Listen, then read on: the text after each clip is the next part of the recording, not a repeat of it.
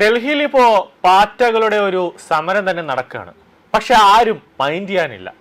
കേന്ദ്ര സർക്കാർ പോലും മൈൻഡ് ചെയ്യുന്നില്ല. സാധാരണ ഡൽഹിയിൽ ഒരു സമരം നടക്കുമ്പോൾ, ഒരു അനിശ്ചിതകാല സമരമൊക്കെ നടക്കുമ്പോൾ കേന്ദ്ര സർക്കാർ തന്നെ ഇടപെട്ട് ഏതെങ്കിലും ഒരു മന്ത്രിയെ ചുമതലപ്പെടുത്തി ചർച്ചകൾക്കൊക്കെ വിളിച്ച് അതിനൊരു പ്രശ്നപരിഹാരം കാണാം എന്നൊക്കെ പറയും.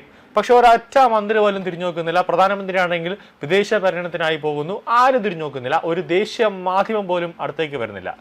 പന്തലും കെട്ടി ആകെ ഒന്നോ രണ്ടോ പേര് മാത്രം, ഈ വാങ്ഷി അടക്കമുള്ളവർ മാത്രമേ, പിന്നെ അഭിജിത് ദീപ്കെ അടക്കമുള്ളവർ മാത്രമേ അവിടെയുള്ളൂ. ആകെപ്പാട് ഒരു 3-4 പേര് മാത്രമേ ജന്തർ മന്ദിറിൽ കോക്രോച്ച് ജനതാ പാർട്ടിയുടെ ആ സമര പന്തലിലുള്ളൂ.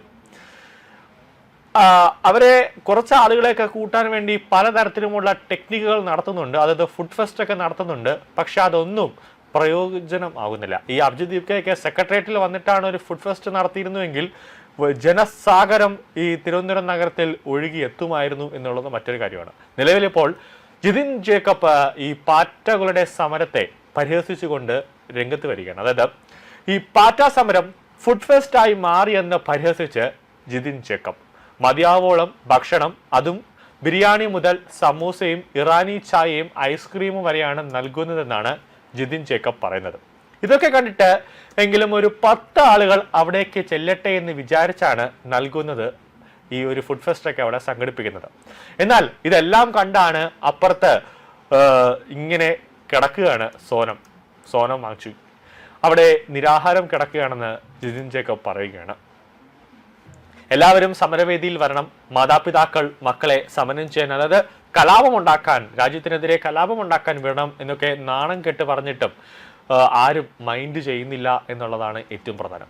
അവസാനം എല്ലാവർക്കും 5 നേരം സൗജന്യമായി, അതും അൺലിമിറ്റഡ് ഫുഡ് വരെ കൊടുത്തു നോക്കി. വിദേശ ഫണ്ട് ആവശ്യത്തിനുണ്ടല്ലോ, അതുകൊണ്ട് പൈസയ്ക്ക് ഒരു പഞ്ഞവുമില്ല.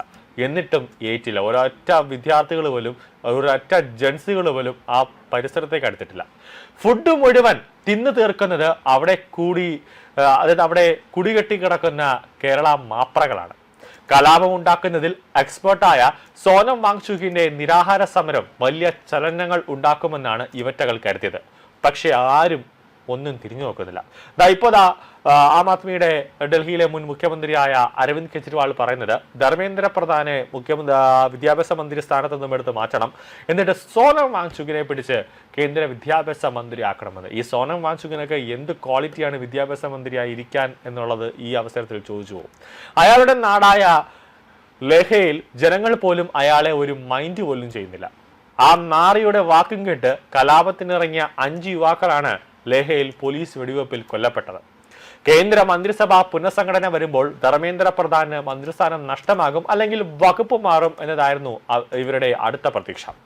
അങ്ങനെ സംഭവിച്ചാൽ ഞങ്ങളെ പേടിച്ച് കേന്ദ്രം മുട്ടുമടക്കി, ഞങ്ങളെ പേടിച്ച് നരേന്ദ്രമോദി മുട്ടുമടക്കി എന്ന് ഡിവൈഎഫ്ഐ SFIയും കൂടെ മറ്റു പ്രതിപക്ഷ, അതായത് ഇന്ത്യ സഖ്യത്തിലെ എല്ലാവരും കൂടെ ചെന്ന് അവിടെ ഇരുന്ന് വലിയൊരു സമരം വിജയിച്ചു എന്നുള്ള ഒരു ആഹ്ലാദ പ്രകടനമൊക്കെ നടത്തും എന്ന് പറഞ്ഞ് ആഘോഷിക്കാനായിരുന്നു അവരുടെയൊക്കെ പ്ലാൻ. കേന്ദ്രമാകട്ടെ ഇപ്പോൾ അതിനെക്കുറിച്ച് ഒരു അക്ഷരം പോലും മിണ്ടുന്നില്ല. നിരാഹാര സമരം തുടങ്ങുകയും ചെയ്തു. അവസാനം നാണക്കേട് കാരണം നിർത്താനും പറ്റുന്നില്ല.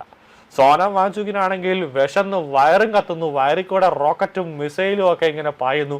തൊട്ടപ്പുറത്ത് നല്ല 1-ാം തരം ഭക്ഷണങ്ങൾ ഇങ്ങനെ അൺലിമിറ്റഡ് ആയിട്ട് കൊടുത്തുകൊണ്ടിരിക്കുക. കൊതിയൂറി വായിക്കൂടെ വെള്ളവും വരുന്നുണ്ട്. അയാളെ എരിവ് കയറ്റി നിരാഹാര സമരം നടത്താനും വിട്ട ഊത്തന്മാരാകട്ടെ ഈ ദിവസങ്ങൾ കൊണ്ട് തിന്നു തീർത്തു. അവസാനം ഏതൊക്കെയോ ഒരു ഡോക്ടറിനെ കൊണ്ടുവന്നിട്ട് 48 മണിക്കൂറിനകം എന്തെങ്കിലുമൊക്കെ കൊടുത്തില്ലെങ്കിൽ ആള് തട്ടിപ്പോവും.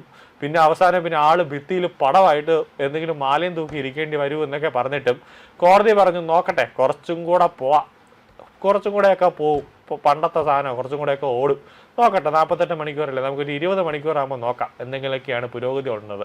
അങ്ങനെയാണ് ഇപ്പോൾ കോടതിയും പറയുന്നത്. പണി പാളിയെന്ന് മനസ്സിലാക്കിയ കലാപം സ്പെഷ്യലിസ്റ്റ് സോനം വാങ്ചുക് എങ്ങനെയും ഇതൊന്ന് അവസാനിപ്പിക്കാൻ വേണ്ടി സ്വന്തം വക്കീലിനെ ഏൽപ്പിച്ചിരിക്കണം. സമരം എങ്ങനെയും അവസാനിപ്പിച്ച് മുഖം രക്ഷിക്കാനുള്ള തന്ത്രപ്പാടിലാണ് ഇപ്പോൾ അവറ്റകൾ. ഒന്നേ നരേന്ദ്രമോദി കണ്ണു തുറന്ന് ധർമ്മേന്ദ്ര പ്രധാനെ ആ ഒരു സ്ഥാനത്ത് നിന്ന് മാറ്റണം, അല്ലെങ്കിൽ ഏതെങ്കിലും വകുപ്പിലേക്ക് കൊണ്ട് മാറ്റണം. അങ്ങനെ അയാൾ സമരം വിജയിച്ചതെന്ന് പറഞ്ഞ് എനിക്ക് എന്തെങ്കിലുമൊക്കെ കഴിക്കാറുണ്ട്. കഴിച്ചിട്ട് 1 മാസമാവാൻ പോണു, വയറ് നല്ല വിശക്കുന്നു എന്നാണ് സോനം വാങ്ചുക് പറയുന്നത്.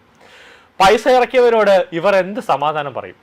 സോറോസിന്റെ പണം മുഴുവൻ ഇവന്മാർ തിന്നു തീർത്തു എന്ന് പറഞ്ഞ് സോറോസിന്റെ അടുത്ത് പറയാനും പറ്റില്ല.